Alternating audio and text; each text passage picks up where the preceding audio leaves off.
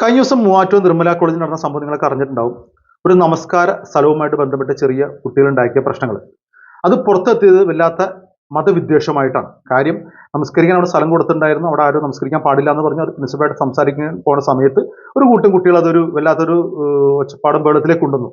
അത് ഫോണിലെടുത്ത പകർത്തിയ വീഡിയോ പുറത്തു വന്നത് അതൊരു വിദ്വേഷമായിട്ടാണ്, മതവിദ്വേഷമായിട്ട് വന്നത്.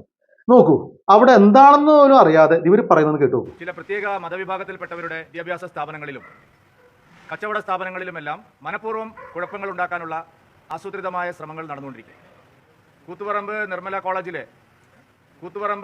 കോളേജിലെ ചില കൂത്തുപറമ്പേ മൂവാറ്റൂർ എങ്ങനെ കൂത്തുപറമ്പായി?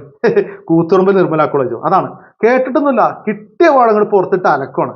എത്രയും പെട്ടെന്ന് കുറെ വെറുപ്പിച്ച് കുറെ വിദ്വേഷം ഉണ്ടാക്കി തമ്മിൽ തെളിച്ച് ഓട്ടിയിടണം. നമ്മളിത് കരുതിയിരിക്കാം. പള്ളി വേറെ, പള്ളിക്കൂടം വേറെ.